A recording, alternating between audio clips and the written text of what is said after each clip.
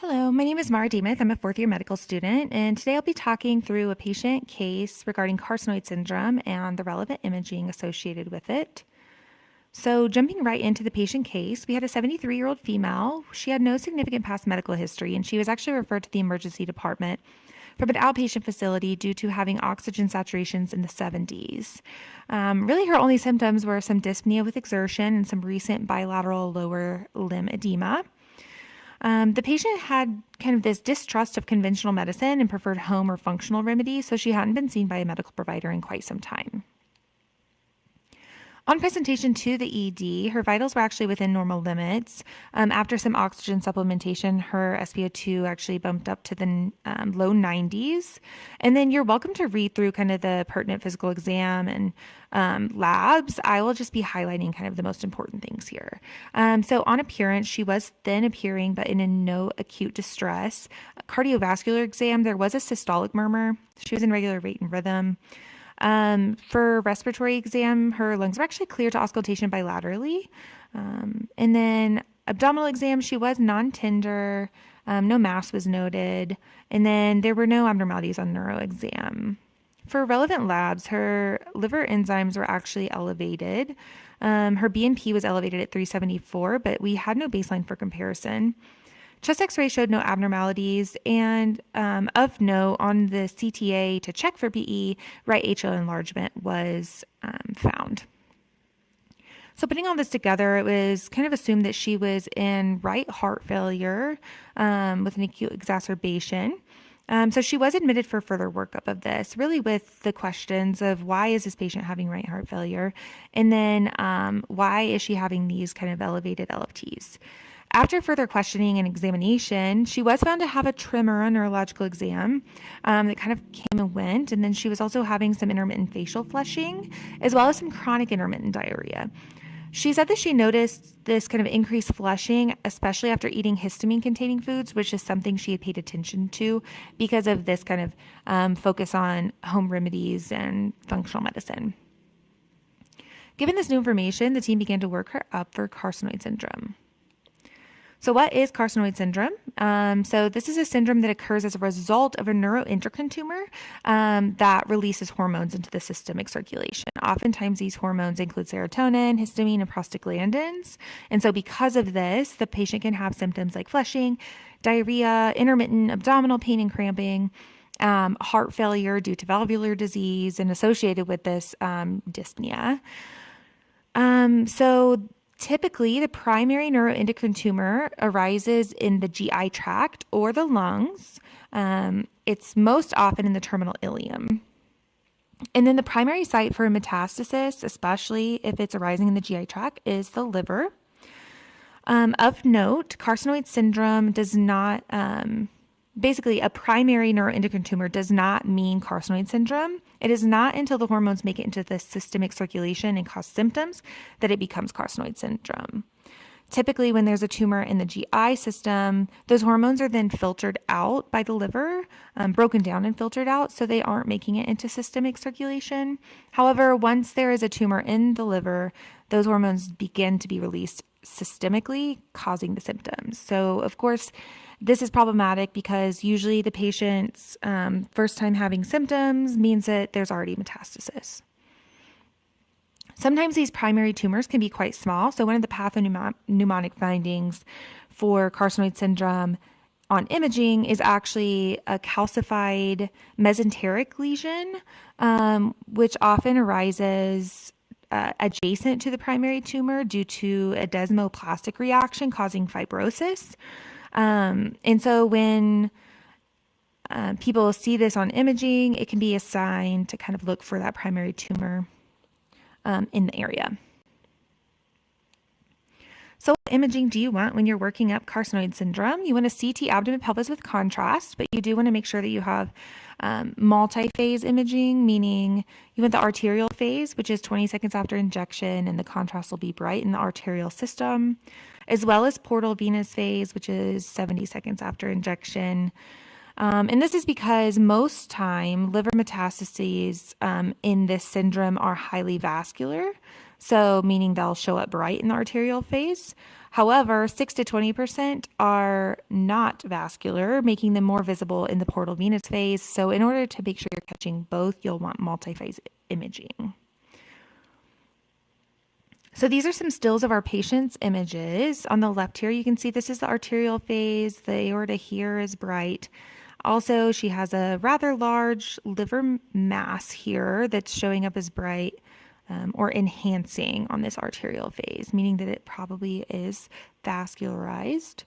Over here, just in order to compare the two, so this one was done at 1647, that's the arterial phase, 20 seconds after injection. You can see the aorta is bright here, that tumor is bright or enhancing. And then 2 minutes later, they took another image. This is that portal venous phase, so you can see the tumor looks a little bit different. So let's go ahead and take a look at our imaging here. Let me pull it up for us.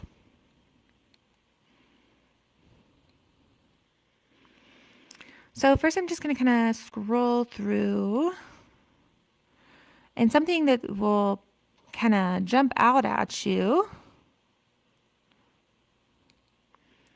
is this lesion right there. So that is that kind of calcified mesenteric lesion that I mentioned earlier. And actually, if you look adjacent to it, whoops. So that is actually going to be our primary mass. Let's go ahead and orient ourselves around this. So where are we at here? So we have your ascending colon on this side. You also have small bowel here. And so if you follow that small bowel, you can see where it's meeting up with that ascending colon. So we're kind of at the level of that ileocecal valve. So that shows us that we're kind of in the cecum here, and that's where the primary tumor is. Let's back up a little bit so we can look at the liver mass now.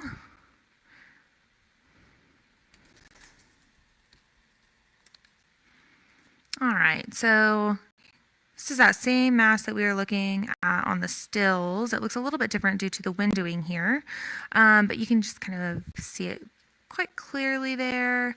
And then I just want to point out this area right here, that's likely a cystic lesion or an area of necrosis within the tumor, because this thing has probably been brewing for quite some time.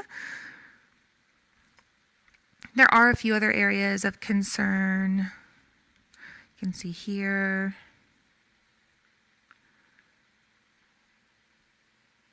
You can start to see it pop up there. And some over here. And then one other thing that we can do is,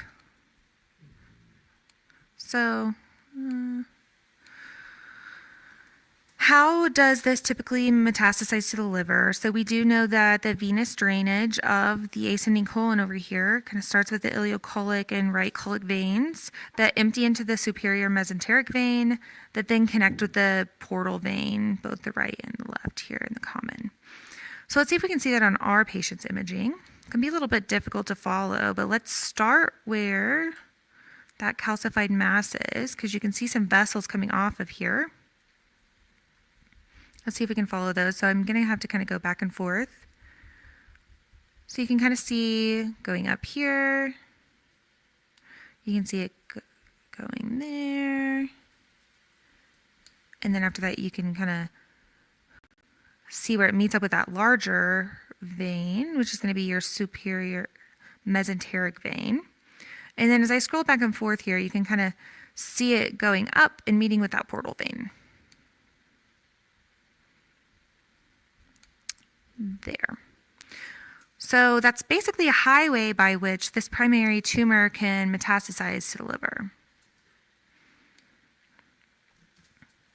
One thing that's kind of cool, let me just go ahead and get some colors ready, because sometimes it's a little easier to see the vessels this way.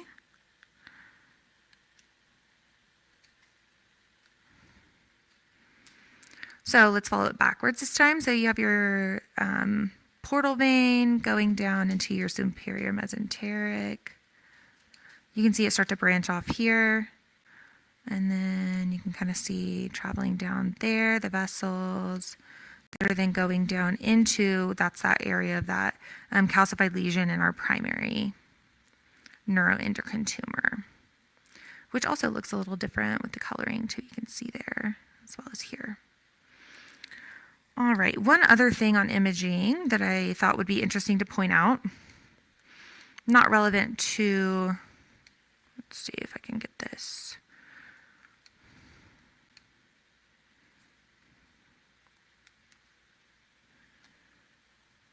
Set up here.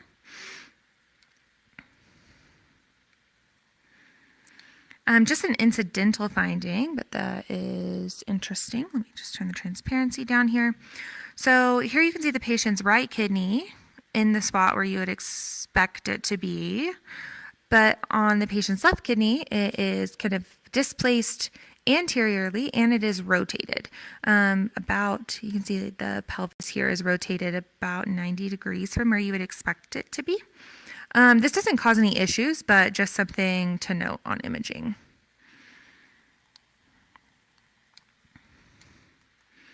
Okay, I'm just going to set this aside for now. One other thing that I wanted to point out as far as imaging goes, especially with the liver, is oftentimes surgically it's important what lobes the masses are in.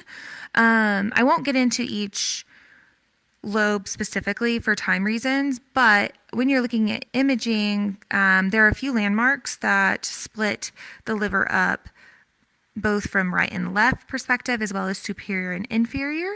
So the IVC and the falciform ligament is what's going to split it up right to left. So you can see that running here. So that's going to be your right side and your left side. And then the portal vein and the bifurcation of that, so here, is going to split it up from superior to inferior. So that's going to give you your different lobes. Just to wrap the case up, as far as the treatment plan goes, the patient did give urine and serum samples of 5-HIAA that were both pretty significantly elevated. So she was started on octreotide for symptom management. Also, they were going to do a liver biopsy, and there is concern for spillage of serotonin anytime you're kind of going into that mass. So it's important to start that octreotide before the liver biopsy. Results of the biopsy was consistent with well-differentiated neuroendocrine tumor. So the next step for this is to do a PET or dotatate scan, which basically has a marker for serotonin receptors, which tend to be upregulated in these tumors. As far as the right heart failure, the echo did show severe tricuspid regurgitation and moderate tricuspid stenosis. So they were considering a valve replacement for this, but she was awaiting further workup for that. And last thing to mention, that PET and dotatate scan will be important for that treatment planning because there are some radiological treatments for this. All righty, thank you for your time.